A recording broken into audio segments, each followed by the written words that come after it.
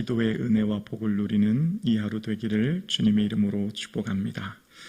오늘 시편 본문을 묵상하면 기도의 세 가지 단계가 나온다는 걸 알게 됩니다.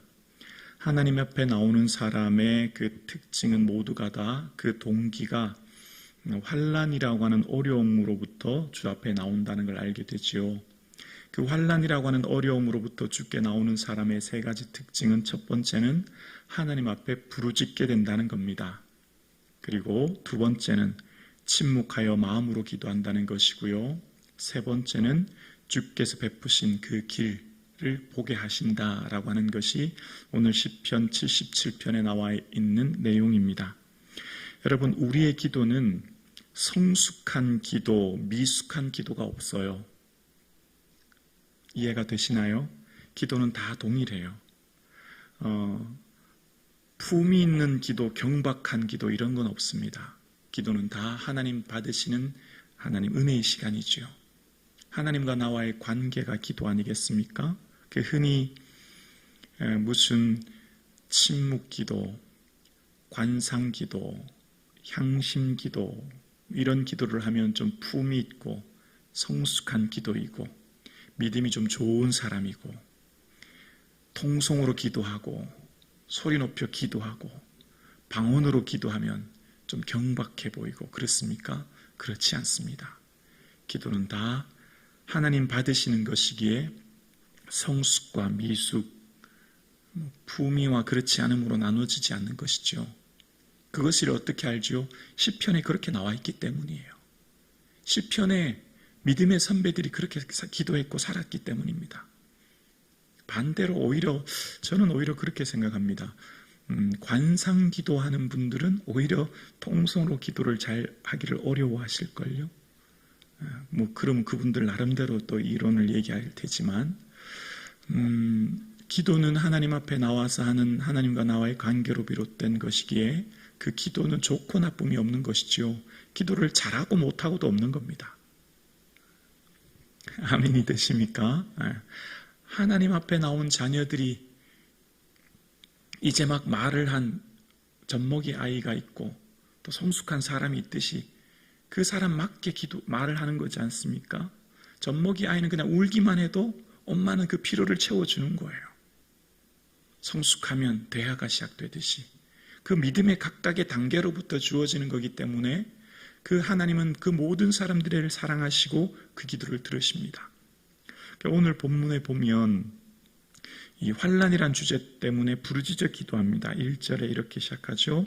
내가 내 음성으로 하나님께 부르짖으리니 내 음성으로 하나님께 부르짖으면 내게 귀를 기울이시리로다. 음성이라고 하는 것은 목소리라고 하는 거예요. 그리고 부르짖음, 차크라고 하는 것은 날카로운 소리를 지르다.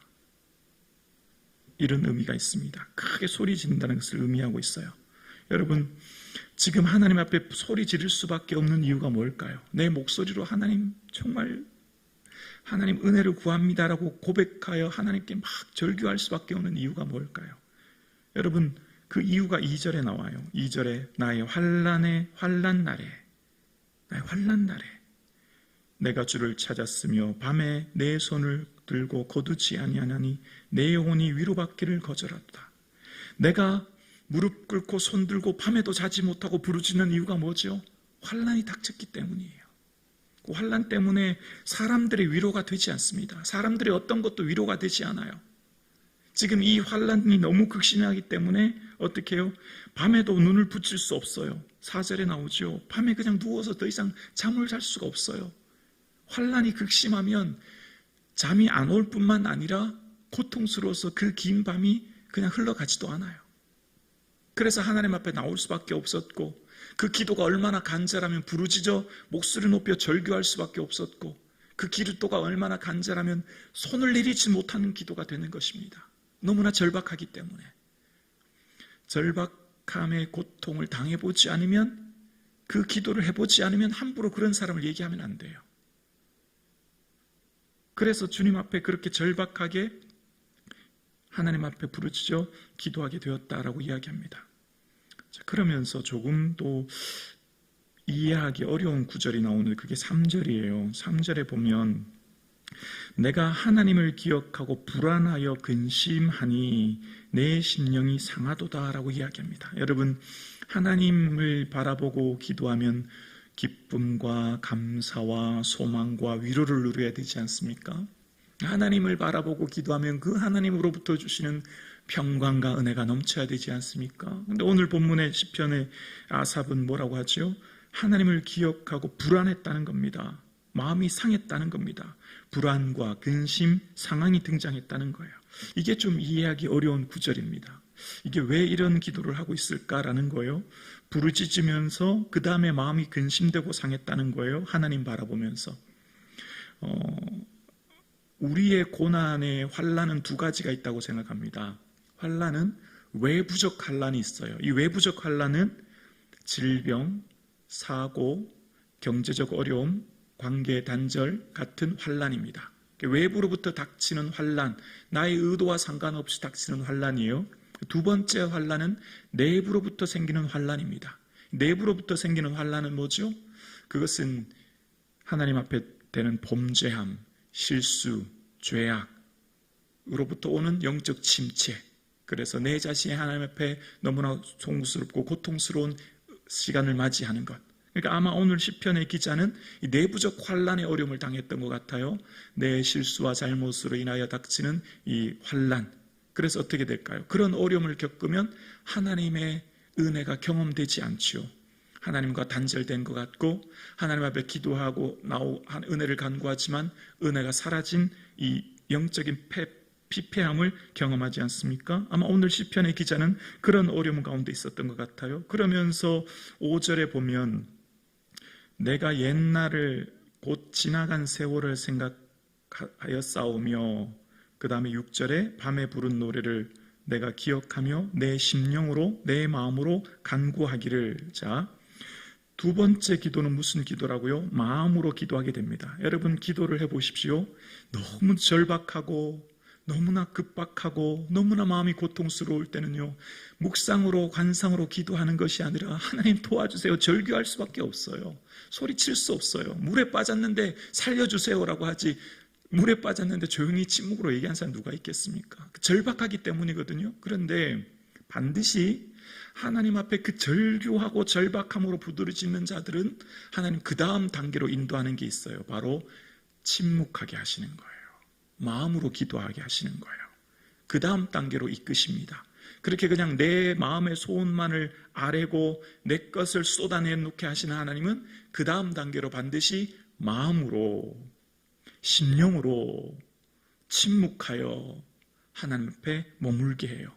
그 하나님 앞에 침묵으로 머물게 하는 오늘 본문의 내용을 보면 이 침묵으로 머물렀을 때 그 시편 기자가 옛날을 곧 지나간 세월을 생각했고 그 옛날에 무슨 일이 있었는지 7절에 보면 주께서 영원히 버리실까 다시는 은혜를 베풀지 아니하실까라고 이야기합니다. 자, 그러면서 옛날에 베푸신 은혜를 지금 생각하면서 내게 이 은혜가 없기에 두렵다라고 기도하고 있어요. 그러면서 오늘 본문에 보면 옛날이라는 시간이 등장하고 그 다음에 지나간 세월 하는데 이 지나간다라고 하는 단어가 올람이라는 단어인데 영원이라는 단어거든요. 이 단어가 7절의 영원이라는 단어와 똑같은 히브리어의 원어입니다. 그러면서 옛날의 그 영원함을 기억하면서 마음이 아픔을 고백하고 있습니다. 여기서 이제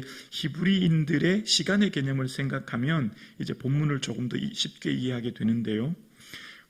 영원이라고 하면 현대인들은 미래를 생각합니다. 그러니까 미래지향적 시간. 우리는 언제나 시간의 관념을 과거, 현재, 미래를 생각하고 영원이라고 하면 내 생명이 영원히 지속될 미래에 우리의 시간에 관점을 두지 않습니까? 그런데 이 올람이라고 하는 영원이라고 하는 것은 이 히브리적 시간, 이때 당시 유대인의 시간은 과거지향적 시간입니다. 과거지향적 시간. 그래서 아주 먼 과거를 올람, 즉 영원이라고 표현하고 있어요. 과거의 시간을 바라보면서 영원이라는 단어를 쓴다는 겁니다. 이해가 되시나요?